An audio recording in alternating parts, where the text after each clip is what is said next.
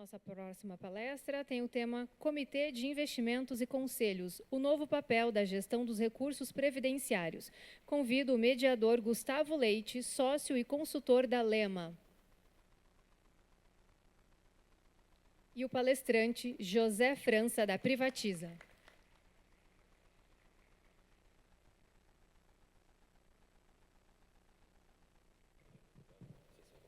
Eu começo?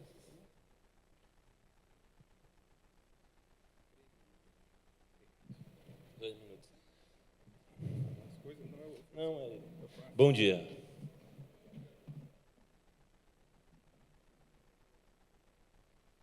França, estou muito feliz em estar aqui com você, viu?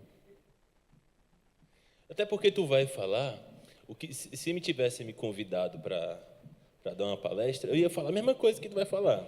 Então, a gente não economiza esse tempo. Então, estou muito feliz em estar aqui e com esse trabalho de mediar o que o França vai falar, a gente conversou anteriormente, que é o mais importante do trabalho de quem cuida de investimento, dos tomadores de decisão, que é a criação de mecanismo de governança.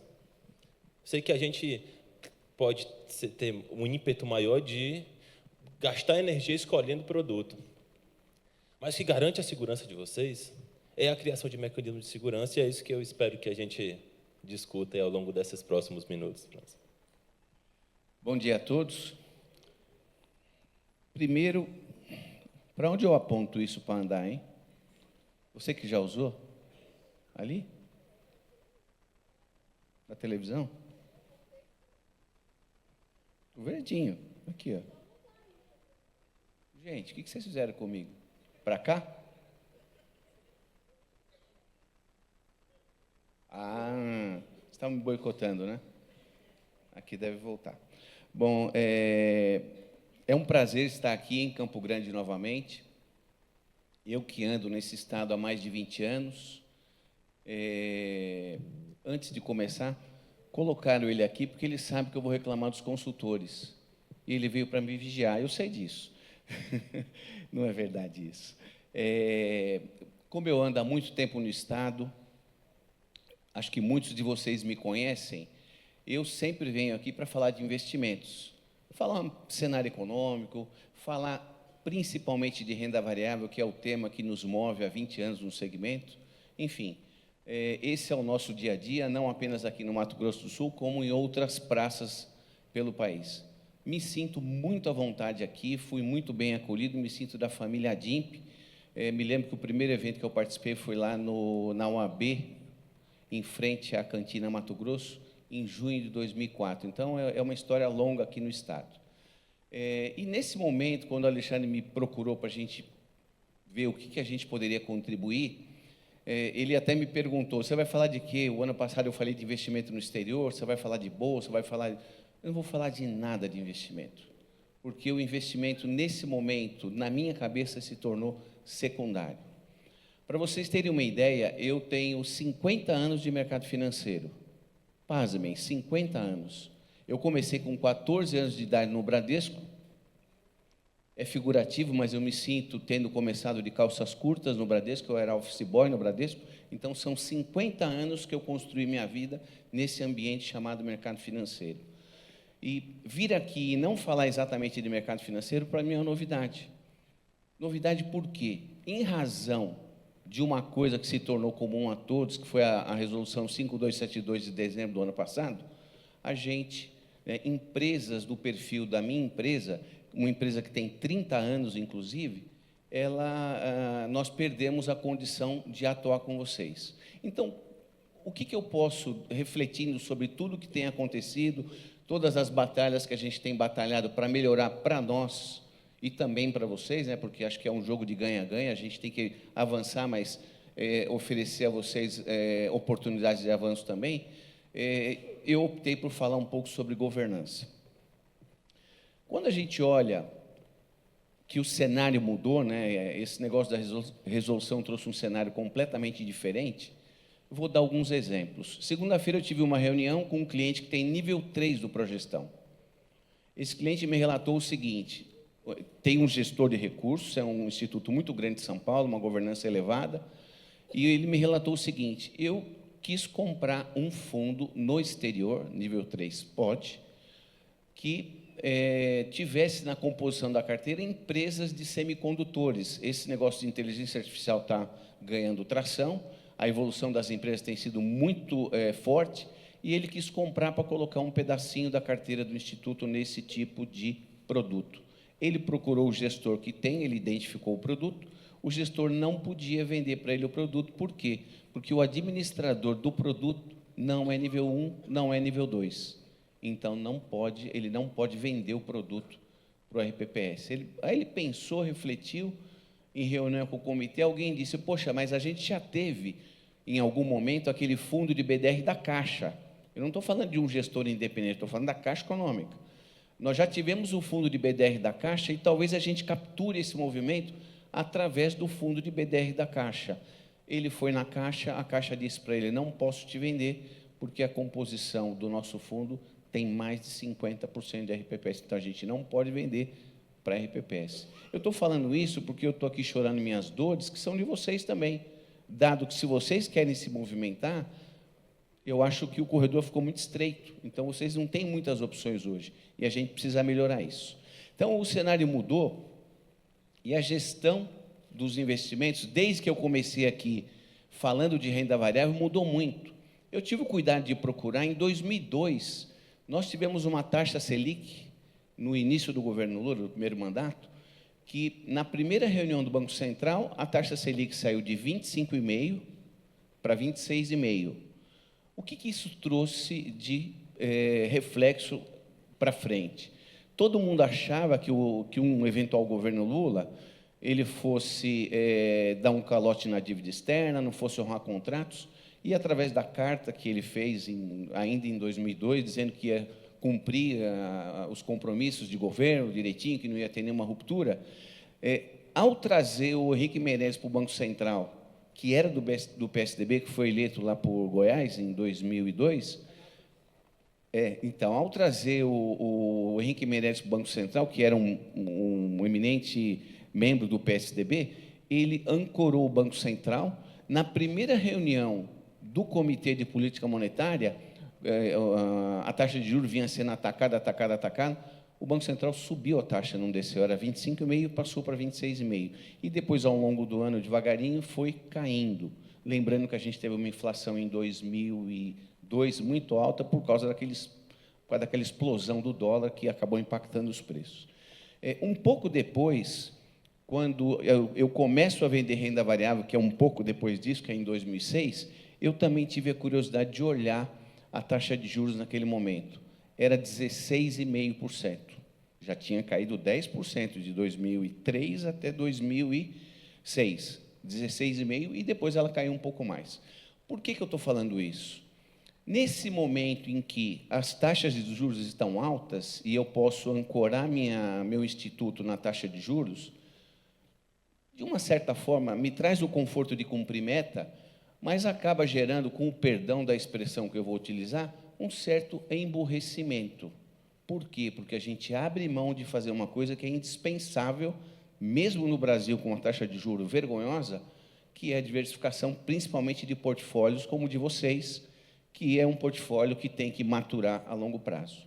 Então, por que eu estou fazendo esse comentário? Hoje, essa resolução que veio em dezembro, que começou a ser aplicada efetivamente em fevereiro, ela encontrou um cenário que, de certa forma, vocês têm um belo do muro para se encostar, que é uma taxa de juro alta, que é uma NTNB que paga hoje, dependendo do prazo, IPCA mais 8%, que, como eu vi o rapaz aqui do Sicredi falando, e falando com propriedade, quer dizer, isso já dá um conforto. Vi o Gilvan falando, né, lá de Goiás, que ele hoje tem uma postura conservadora, ele está ancorando as posições dele nas NTNBs, ele cobra a meta.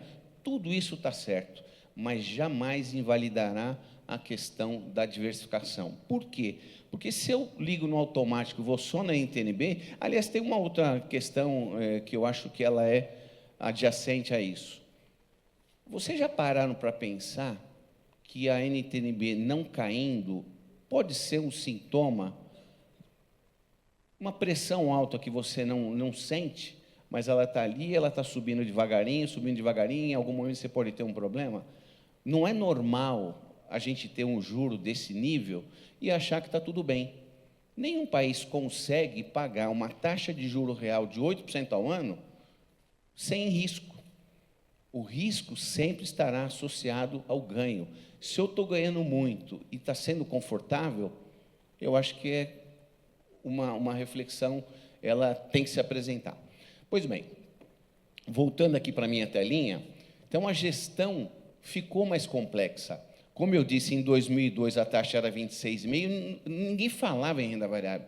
Quando eu fui falar em renda variável em 2006, alguém disse para mim, você vai passar fome, porque você vai falar um negócio que ninguém entende, você está rindo, mas é verdade. E eu não passei fome, eu estou aqui. Você vai passar fome por quê? Você vai falar de renda variável com um pessoal que não sabe nem o que é o CDI, e você vai ter a concorrência do Banco do Brasil e a Caixa. Eles nem enxergam a gente, e a gente está feliz da vida. Eu não faço questão que me enxergue, eu estou muito feliz.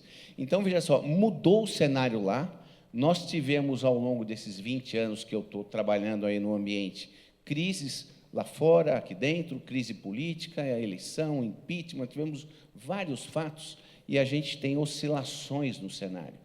E, para as oscilações de cenário, entender a questão da diversificação é importante.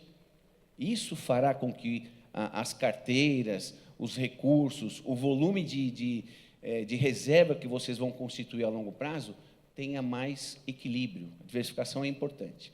Então, vejam só, desse cenário que eu falei que o juro era muito alto e era só CDI, ninguém precisava fazer nada, ninguém se preocupava com investimento, era mais concessão de benefício, o dia a dia do Instituto, mudou. Então, como o cenário mudou e a gente passou a ter um aumento da quantidade de ativos, de classes de ativos, devagarinho a demanda por conhecimento foi aumentando, né?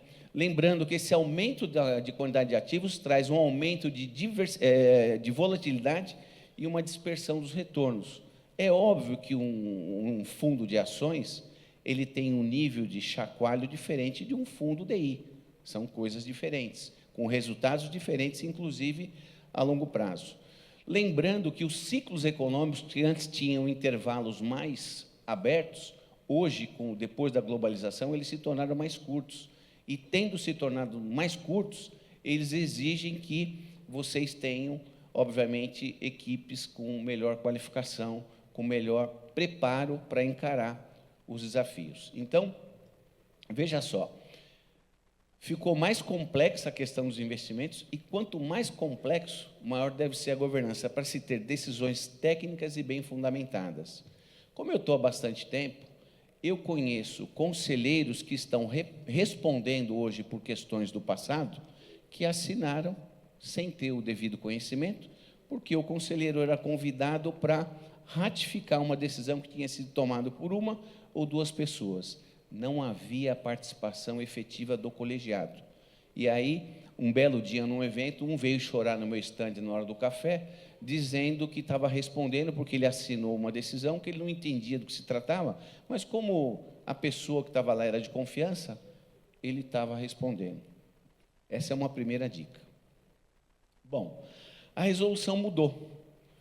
A resolução do Conselho Monetário Nacional, que sempre foi focada na questão dos investimentos, não deixou de falar dos investimentos, mas ela mudou o eixo principal do conjunto de normas. Ela tirou, na minha visão, o eixo dos investimentos, dos produtos, das classes de ativos e, principalmente, focou na questão da governança. Eu estou vendo a Marcinha aqui na frente e eu vejo a Marcinha falar de progestão há muitos anos. Nós sempre, na Privatiza, sempre defendemos que os clientes, que os institutos, de um modo geral, façam adesão e busquem a certificação. Por que isso é importante? Primeiro, por vocês, e para nós também. Eu não sei quantos de vocês aqui gostam, assistem tênis. Eu não jogo tênis, mas eu assisto e adoro. Quando você vê uma partida de tênis durar 5 horas, que os caras vão à exaustão para terminar o jogo, é muito bonito de ver. né? Um jogo que o cara começa perdendo. O nosso menino, João Fonseca, começou perdendo o Djokovic esse ano por 2-0, e depois eu estava almoçando, estava 2-0. Eu fui para uma reunião, estava 2-1. Eu fui para outro lugar, estava 2-2. Cheguei no escritório, não estava tendo jogo, coisa mais linda do mundo. 5 horas de jogo. O que tem a ver o tênis com o que eu estou falando aqui com vocês? Quanto mais vocês melhoram a governança, mais prazeroso é para a gente ter o relacionamento com vocês. Porque quando eu falo de um determinado tema de investimento, eu não estou falando grego. Eu não sei se vocês concordam comigo, mas é o sentimento que eu tenho. Quanto mais as pessoas... Ah, e detalhe, existem benefícios e dividendos decorrentes disso daí. Eu vi muita gente que não tinha uma vida financeira organizada começar a aprender, começar a ir a reuniões e entender como funciona o mercado financeiro, como funciona o investimento, como é que eu posso ter, sabe, a partir de um papel de pão, anotar quanto que eu tenho de ganho, de receita, quanto eu tenho de despesa, onde eu posso cortar, se organizar melhor. Isso, dito por muita gente, a gente tem em torno de 150 RPPS como clientes, mas a gente conhece uns 500. A gente tem uma enorme estrada para andar ainda. Então, muita gente já disse isso. Eu não tinha muita organização. Depois que eu comecei a participar, fui para o comitê, as reuniões com os bancos, com as assets, então isso despertou em mim o interesse, fui aprender, muita gente fazendo cursos. Hoje, não aprende quem não quer. Quem não quer. Por quê? Porque você está, qualquer um está com o telefone aí na mão, é só entrar lá, tem informação de todo tipo. Você vai no YouTube, tem cursos, enfim, está tudo à mão, é só querer. Tá? Então, a mudança do foco da resolução, tendo saído efetivamente, não só falando de investimento, mas sobretudo de governança, trouxe para vocês uma exigência que, sabe a história de fazer pelo amor ou pela dor? O Progestão foi proposto, alguns aderiram, hoje a gente tem 20 e poucos RPPS que tem nível 4, enfim, no início, quando houve adesão, se eu não estou enganado, em 2021, quem fez a adesão tinha que cumprir as tarefas, quem não cumpriu, caiu a adesão, né? Então, o que acontece? Quem fez até aquele momento aí estagnou. E aí o que acaba acontecendo? Quando eu falo de governança, por que eu estou falando de governança? Essa resolução saiu com esse formato, saiu com esse nível de aperto, porque, infelizmente, alguns RPPS, eu acho que no Mato Grosso do Sul muito pouco, para não dizer zero, porque não é zero, mas muito pouco, mas em outras praças que eu não sei, porque quem sabe disso é o fiscalizador, infelizmente não, né, alguns RPPS não estão cuidando, né, não estão honrando o dever fiduciário de levar os recursos dos servidores a bom termo. Infelizmente, eu acho que só isso justifica essa atitude do Conselho Monetário Nacional de fazer uma resolução tão restritiva. Então, quando essa resolução cai na nossa cabeça que, enfim, deu valor, deu significado para o nosso Natal e Ano Novo e até hoje, eu entendo que reforçar o pedido de governança para vocês, eu acho que é relevante. E alguém vai falar assim, poxa, mas a Marcinha já falou de governança, ontem já falou de governança, tudo. Ele está repetindo. Não faz mal que eu estou repetindo.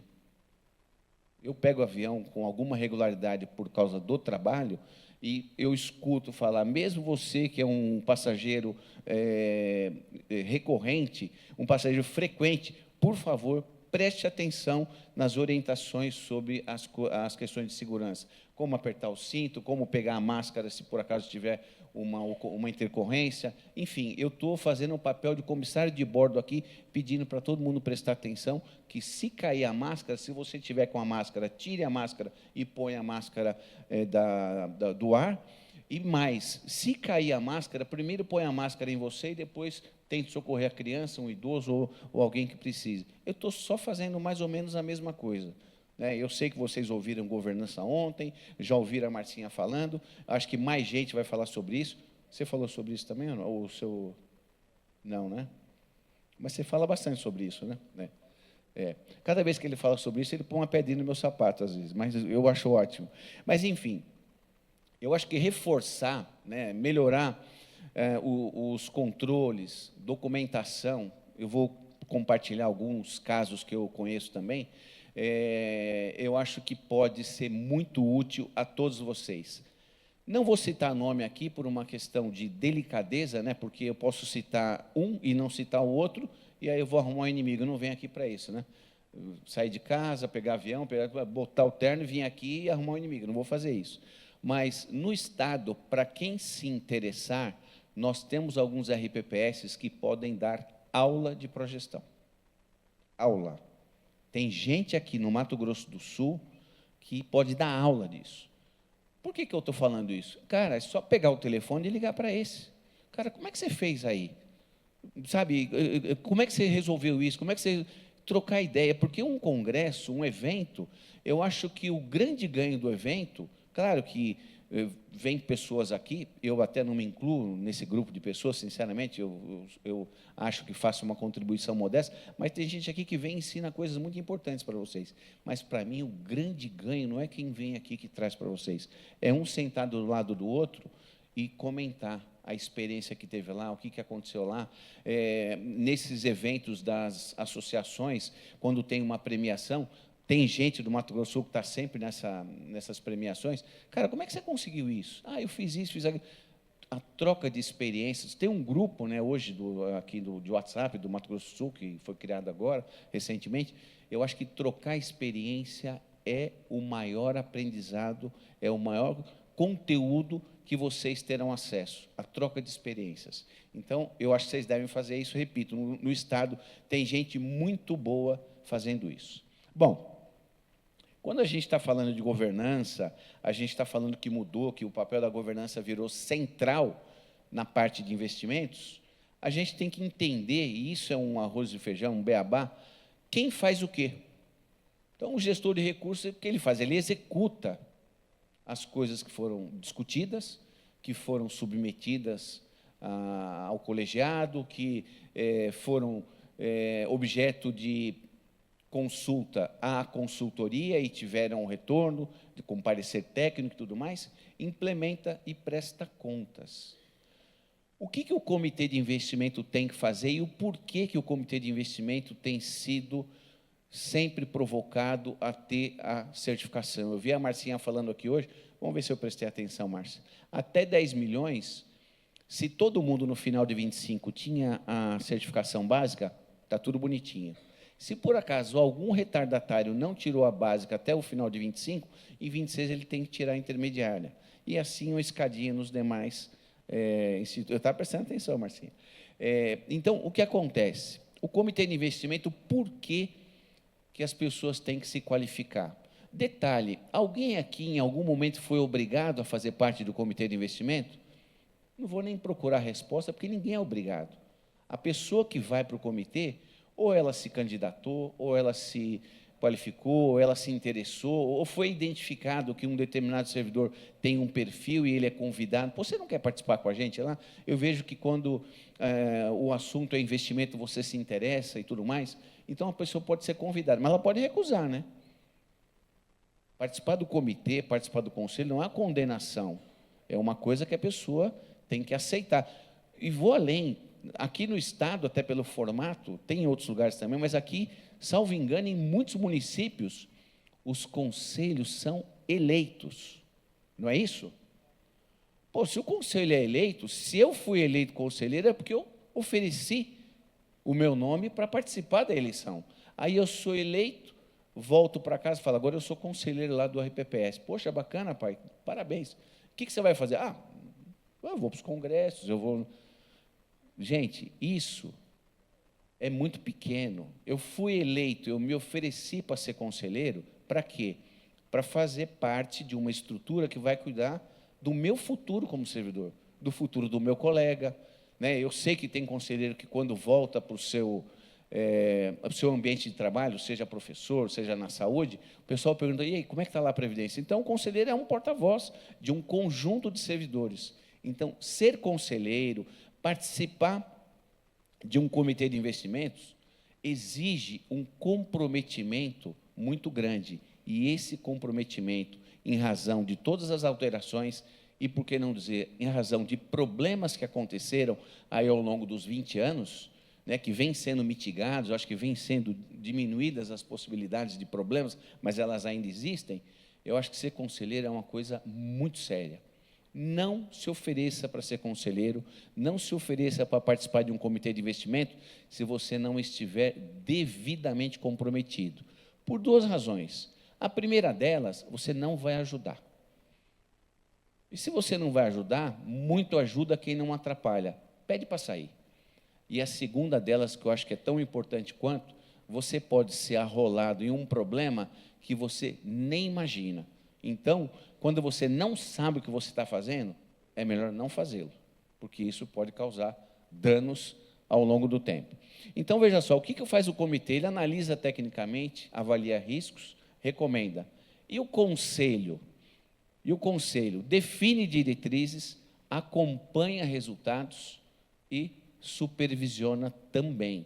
Isso é importante, porque eu sei que reunião de conselho às vezes acontece em determinados lugares uma vez por mês, em alguns lugares acontece até no intervalo menor, pode ter uma extraordinária por alguma deliberação específica, mas seja no formato que for, tenha jeton ou não tenha, porque essa é uma discussão também que se coloca em muitos lugares. Poxa, eu sou conselheiro, estou lá, mas não ganho nada para isso, só estou pondo meu CPF lá na reta e tal. Gente, não importa se tem jeton ou não tem, como é, uma vez tendo assumido, faça. E faça bem feito para não pagar a conta depois, que em muitos casos é muito mais cara do que vocês imaginam.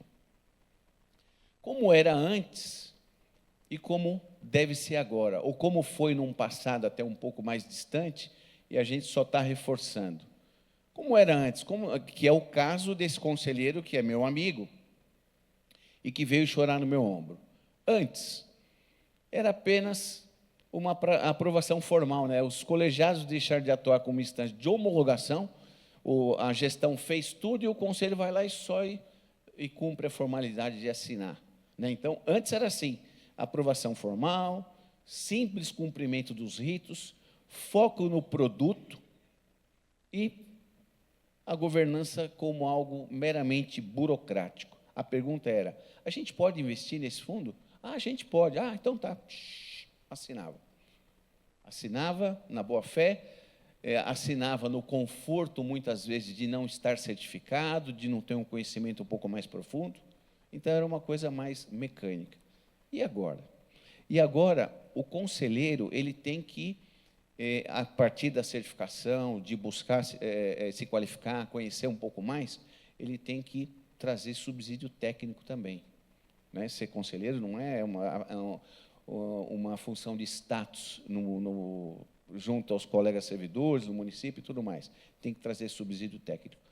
Avaliar criticamente as recomendações, né? Fazer uma avaliação do que está colocado na mesa, foco no processo, vou falar sobre isso também, e análise necessária e fundamentada das ações que serão tomadas. Então, a nossa decisão agora é o que o conselheiro deve fazer, qual é a reflexão que tem que vir para a mesa. A nossa decisão foi diligente, foi técnica, foi fundamentada, porque depois que foi feito, balbão.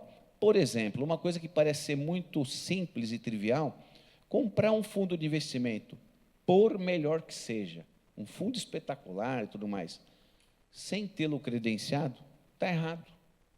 Ah, mas depois a gente credencia. Não, depois não. O credenciamento vem antes. Foi feita a apresentação do produto, seja por quem foi. Por mim, que sou um distribuidor, pelo Banco do Brasil, pela Caixa, pelo Bradesco, qualquer um. Apresentou, a gente gostou. Pedimos a análise. A análise veio, não, o fundo é adequado, está aderente à política de investimento e ele pode contribuir com a carteira. Faz sentido. Depois de feito esse movimento, antes de fazer qualquer movimentação financeira com o fundo, credenciar.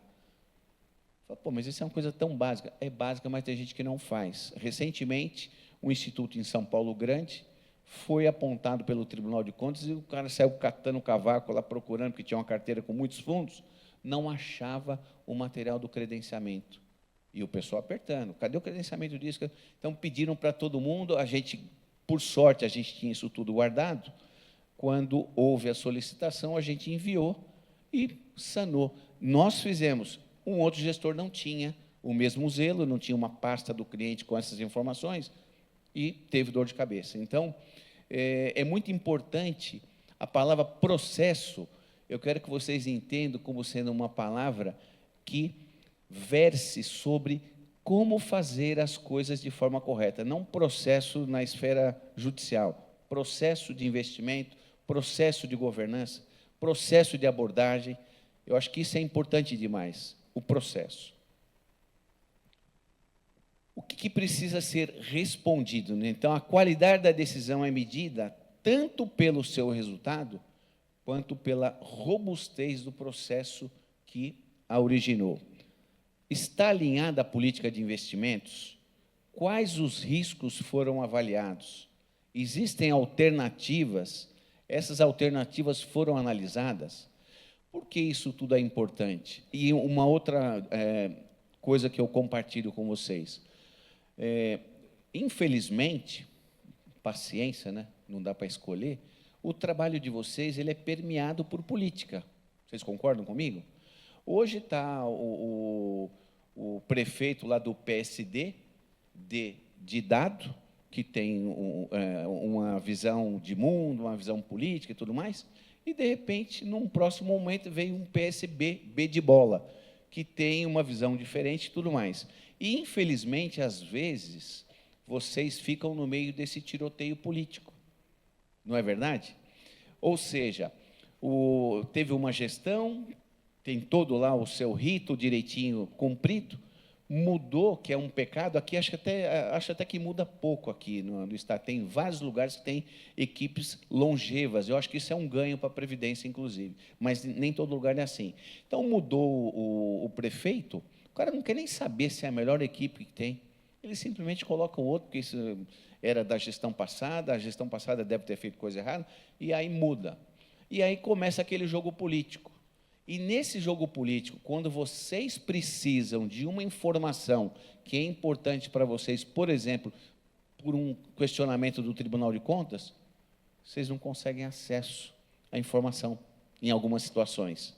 Já vi muito disso acontecer. Eu já vi, para vocês terem uma ideia, mudou a gestão, o cara deletou todas as informações e foi embora, deixou o novo gestor, chegou lá e pegou um computador pelado, não tinha nada.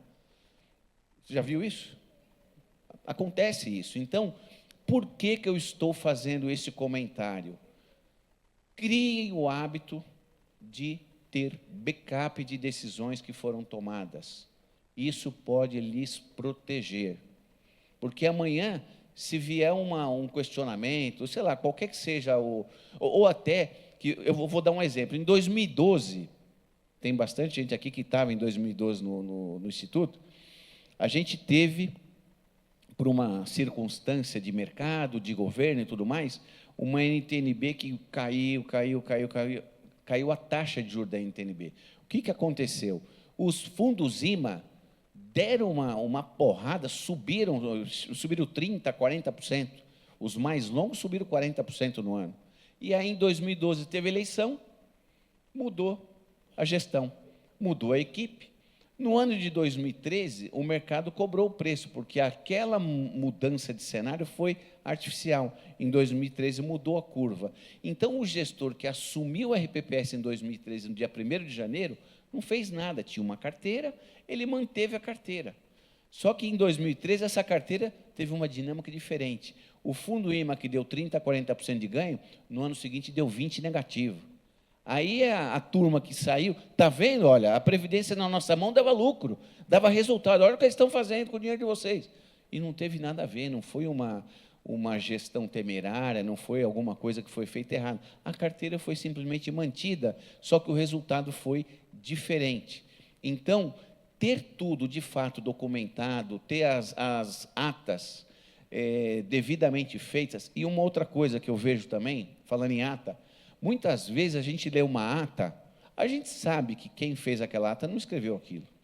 Você faz um copia e cola de um cenário econômico bonito, e esse cenário econômico normalmente vem dos Estados Unidos, aconteceu isso e tal, e aí a China, isso, a zona do euro, Gente, um monte de encheção de linguiça que não resolve nada. A ata, para ser boa, ela não tem que ser obrigatoriamente complexa, ela pode ser simples, objetiva. Tem um menino que trabalha comigo, que era de um RPPS em Minas, que um dia eu recebi uma APR dele. Ele era cliente ainda, virou colaborador nosso depois. Eu recebi a ata dele e eu me lembro do texto. Resgate do fundo DI Premium, em razão do cenário de queda de taxa de juros e tal, e aplicação no fundo às requests Small Mid Caps, em razão de que, com a queda, as empresas de média e baixa capitalização tenderem a ter um retorno positivo. Falei, quem escreveu essa APR? Ele falou, fui eu. Pô, me chamou a atenção. E, tendo me chamado a atenção, em algum momento ele estava conversando com o Banco Itaú, ele estava buscando uma oportunidade no mercado, veio trabalhar com a gente. Então, uma ata, ela não precisa trazer uma defesa de tese econômica, ela simplesmente tem que ter o porquê eu estou saindo do fundo A, o porquê eu estou entrando no fundo B, o que motiva essa movimentação. É simples, porque as coisas boas da vida são simples. Você pegar um texto, tirei o dinheiro daqui, pus aqui por causa disso, e isso encontrar respaldo no cenário que está ali colocado, está perfeito. Tá? Às vezes, uma coisa que eu acho que é importante, e ele é de uma consultoria grande, e tem outros colegas aqui de consultoria, e eles vão concordar comigo. Parem, para quem ainda faz isso, de usar a consultoria como muleta para pensar determinadas coisas, como, por exemplo, fazer uma ata. Não terceirizem as coisas que faz com que vocês aprendam, vocês se desenvolvam. Eu estava contando ontem no almoço que, com 7 anos de idade, eu fui correndo para casa no dia do meu aniversário e falei, mãe, a professora mandou você olhar o meu caderno, mandou a senhora olhar o meu caderno. Imagina, eu nunca chamei a minha mãe de você.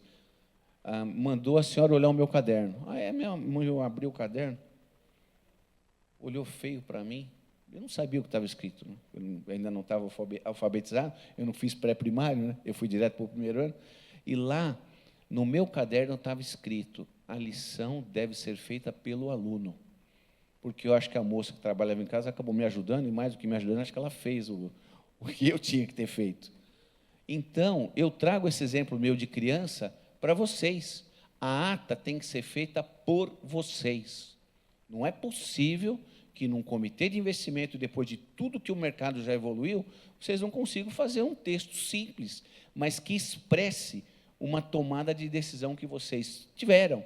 Né? Porque se vocês saíram do fundo de um fundo DI, porque a taxa de juros está caindo, e compraram um fundo de ações porque tende a subir, gente, o que precisa defender tese de macroeconomia para fazer uma ata dessa? E outras coisas que vocês fazem no dia a dia. Hoje, por exemplo, quem está comprando título público, a ata está pronta. Estou comprando porque está acima da minha meta atuarial, é risco soberano.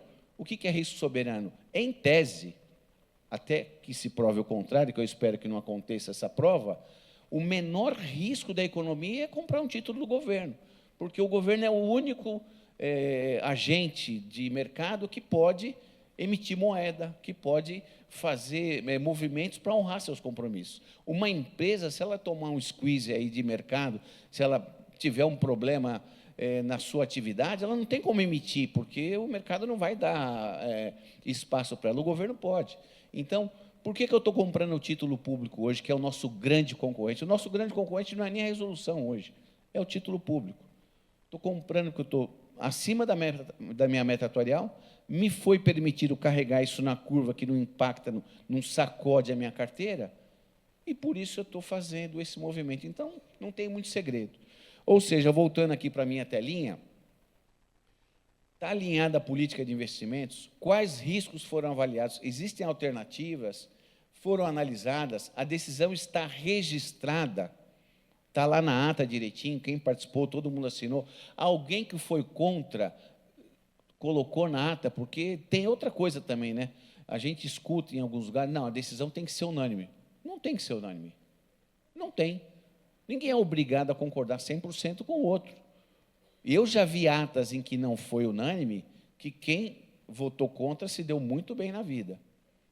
Muito bem. Então, e não estou instigando que haja esse tipo de confronto, mas, eventualmente, você tem, porque são perfis, né? Qual é a beleza de você ter um colegiado? Você não tem uma cabeça só pensando, não é uma decisão unilateral, é uma decisão que, se envolver 5 pessoas, talvez 3, 4 se sintam à vontade com aquele movimento, eventualmente um não se sente. E pode manifestar, olha, eu acho que tem que entrar na renda variável, mas ao invés de entrar com 10, a gente podia entrar com 5, então com 5 eu ficaria mais confortável. Isso pode constar em ata, não tem restrição nenhuma, né? Então, a decisão está registrada, como será acompanhada posteriormente? Tomamos a decisão, o mercado foi evoluindo, a gente está acompanhando, porque você não pode tomar uma decisão em janeiro, muda completamente o cenário, e vocês tomaram a decisão e deixam o negócio lá. Não pode, isso tem que ser permanentemente acompanhado. Conseguiremos explicar, essa é uma pergunta de ouro, conseguiremos explicar essa decisão daqui a alguns anos? Pensem nisso. Vocês tomam uma decisão hoje, comprometem 20%, 30% do patrimônio do Instituto. Por exemplo, essa decisão do título público, que é hoje a coqueluche do mercado de RPPS, principalmente. Daqui a, por exemplo, se deteriorar um pouco mais o nosso fiscal e a taxa de juros das NTNBs chegar a 12% ao ano, que é uma loucura isso, né? Mas ela já esteve no passado, há 25 anos atrás, a gente chegou a ter títulos com 12% ao ano. Se ela chegar a 12% ao ano, a meta subir, vocês ficarem abaixo da meta e vocês forem questionados, vocês têm o argumento para colocar na mesa? Eu acho que tem. Desde que tenham tomado as decisões fundamentadas, é só dizer que, poxa, a meta era 5,70, o juro era 7,5, a gente tinha uma margem, e a gente entendia, ou o mercado de um modo geral, as consultorias, enfim, o cenário dizia que não tinha muito espaço para ter um juro mais alto, a gente foi ancorando a posição. Mas aí não deu certo, porque o juro subiu mais. Pode acontecer isso, mas isso tranquilamente os protegerá no futuro, porque vocês saberão como responder, porque o cenário está dado aí, correto? E aí a questão da documentação, como é que está o horário?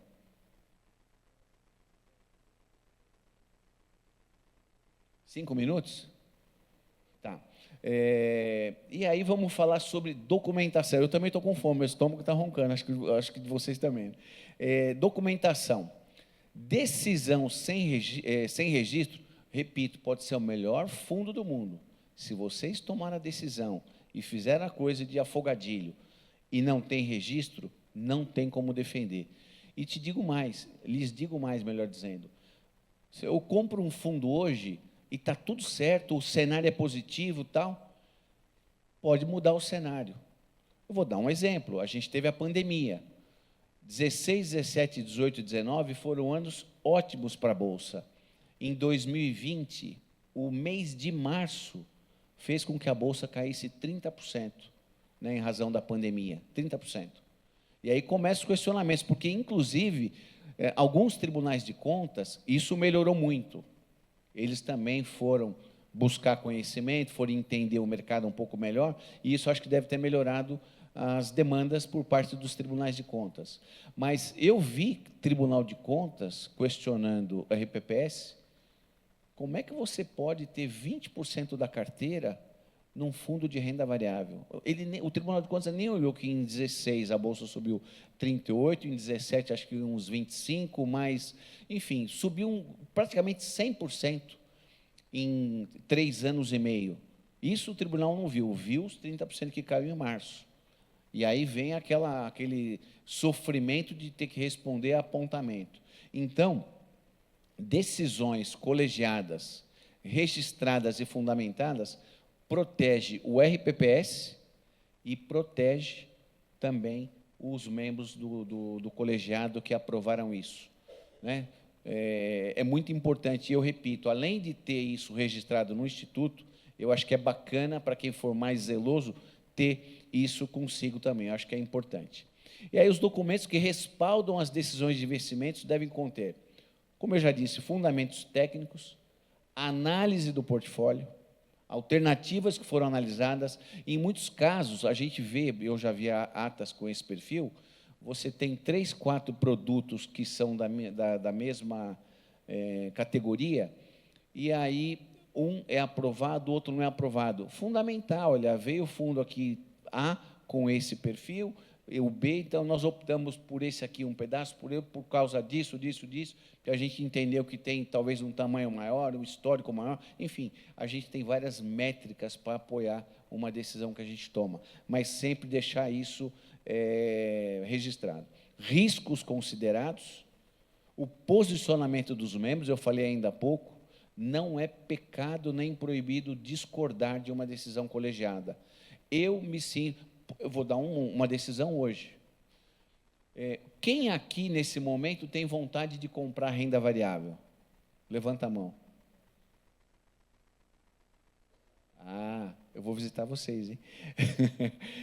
Mas é um percentual pequeno de pessoas que têm essa inclinação hoje. Por quê? Porque o juro está pagando a conta, né? Vem o rapaz do Sicredi fala, principalmente de renda fixa, o Gilvan, que é lá do Goiás, diz, não, porque eu estou em... não é fácil.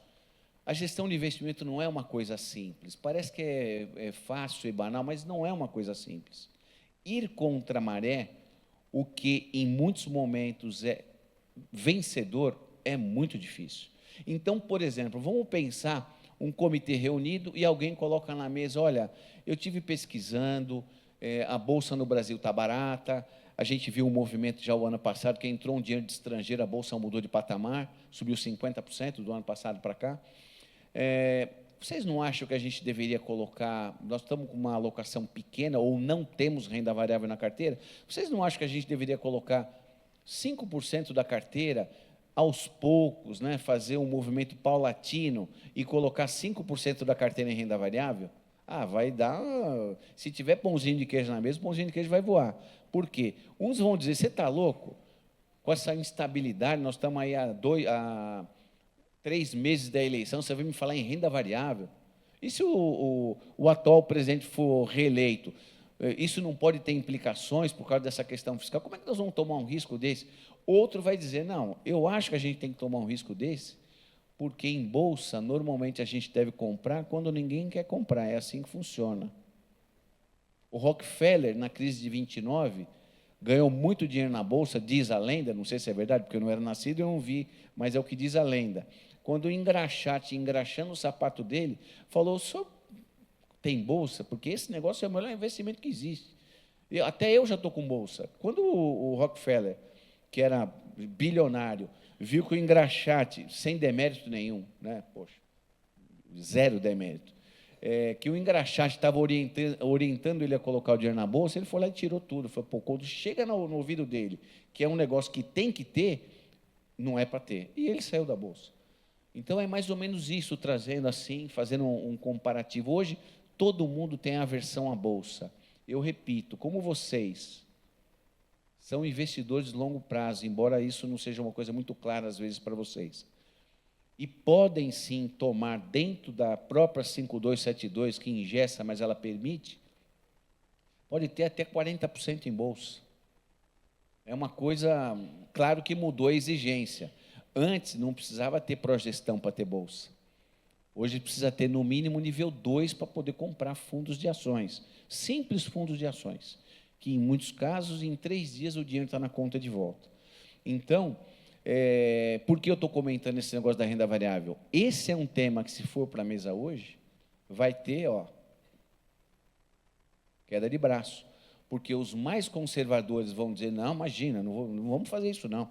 Nós estamos bem assim, por que nós vamos mexer? O outro, um pouco mais arejado, vai dizer, olha, eu acho que a gente pode pôr aos poucos, vamos fundamentando, a gente pode ter 40, pode ter 30, 40, 50, nós vamos ter 5, né? Porque qual é a beleza de você ter a bolsa até no momento em que ela está judiando um pouco?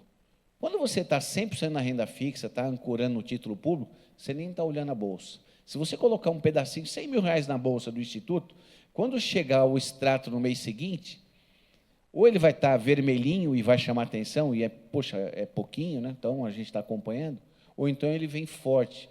Vocês não perdem a observância dessa classe de ativo. Então, tem esse benefício, inclusive. Mas, mais do que ter esse benefício de observação, tem o benefício da diversificação da carteira. Todos nós torcemos pelo nosso país. E aí eu estou falando pelo país, não futebol, tá? Estou falando do dia a dia, do cotidiano, da vida. Futebol só para quem está com o Flamengo, né? Eu já usei muito a camisa do São Paulo, hoje eu estou usando para dormir. Então, o que acontece? Eu acho que se a gente acredita, torce, em algum momento, se o nosso país não quebrou até hoje, é porque ele é muito resistente, né? Porque o que já foi feito de besteira aqui é um absurdo. Mas eu acho que a gente tem que olhar para essa perspectiva, sim, porque ela deve compor aí a nossa carteira. E aí, indo para o final, já que o tempo acho que deve estar... Quando você vai aí, fica de pé, porque o cara já acabou o tempo, né? Mais ou menos isso. Né? Eu sento ali, eu vou observando tudo. Quando você chega aí, o cara tem que ir embora. Então, aqui, quase indo para a conclusão, governança é construída continuamente. Não é um simples cumprimento da norma. Eu estou fazendo porque disseram que eu tenho que fazer. Não, a governança é uma coisa que, bem feita no cotidiano... Vocês concordam que é difícil a pessoa ser organizada num ambiente e ser desorganizada em outro? Vou ser mais claro. A pessoa que trabalha e procura adotar um método e faz a coisa direitinho, quando ele chega em casa, dificilmente ele vai arrancar o sapato e jogar lá na sala, arrancar a calça e deixar em cima da cama, vai sair do banho, pegar a toalha molhada e deixar em cima da cama. Porque não dá para ser duas pessoas. A pessoa é única, ela é organizada aqui, ela tende a ser organizada também na sua vida pessoal. Então, o ganho que a gente tem com essa questão da governança é muito relativo, né? A capacitação permanente, eu acho que é uma coisa que a gente não deve abrir mão, buscar qualidade das informações, gestão de riscos, atuação efetiva dos colegiados e independência técnica. Quando eu digo independência técnica, ainda que vocês recebam uma sugestão de fora do ente para dentro, façam isso, eu acho que ter a independência para dizer isso não é bom para nós não vamos fazer. Ah, mas o prefeito pediu para a gente atender, eu acho que seria bom. O prefeito disse, se você não fizer isso aí, me desculpe, eu vou ter que te tirar, porque entrega a cadeira. Eu acho que quando a gente fala de governança, a gente tem que falar de independência, e se em algum momento eu já dei conselhos para pessoas com quem eu troquei no RPPS, o maior conselho que eu poderia dar para vocês, não tenham apego à cadeira. Ter apego à cadeira é um desastre. Por quê? Porque em nome desse apego, às vezes você toma decisões que eu sei porque eu conheço pessoas que fizeram isso, você vai sentir o peso dessas decisões para o resto da vida. E, às vezes, aquele que te pediu para fazer uma coisa que não foi legal, acabou o mandato dele, ele vai embora. Tem um prefeito, eu não vou falar o estado, que causou um dano tão grande ao RPPS e à vida de uma pessoa que era muito conhecida no segmento, que essa pessoa ela não consegue se reerguer mais. O prefeito saiu, foi processado, elegeu a filha dele, ela foi prefeita, e agora ele voltou, em 2024, ele voltou a ser prefeito. Então, não tenham apego à cadeira, é o principal conselho que eu daria a vocês. E o que mudou de fato? As mudanças não dizem respeito apenas às regras de investimento. Elas fortalecem a responsabilidade da governança sobre o processo de decisão. Eu estou falando sobre o quê? Sobre a resolução, que trouxe uma amarra muito forte, que em alguma medida engessou vocês, engessou a gente vai ter que achar um ponto de equilíbrio, mas sem sombra de dúvida, eu acho que é um chacoalho, que se foi tomada a decisão nessa direção, é porque eu imagino que achados de malfeitos tenham sido tão gritantes que obrigou o regulador a fazer esse gesto brutal, eu acho que é brutal, é como dar um tapa na bunda do filho para corrigir ele e colocar o filho em coma, é mais ou menos isso, né? Uma coisa é, eu tenho filhos, é corrigir o filho, outra coisa é você botar o filho em coma. Eu vi hoje de manhã uma coisa absurda, um pai chutou uma menina na rua, 3 anos de idade, não sei se vocês viram na televisão ou não. Lá em Curitiba, o pai, acho que saiu do mercado com a sacola, um filho maior e um filho menor, e o pai chutou a menina, 3 anos de idade. Gente, isso não é corrigir uma criança. Isso aí é um absurdo. E eu acho que, em alguma medida, essa resolução é um pouco isso. Mas ela deve ter, obviamente, um fundamento, e eu acho que a gente vai buscar um ajuste de tal forma que as coisas sigam com segurança, mas sigam com possibilidades. Agradeço demais a atenção de vocês. Para mim, eu repito, é um prazer estar aqui e eu me sinto um membro da família DIMP. Muito obrigado, minha gente.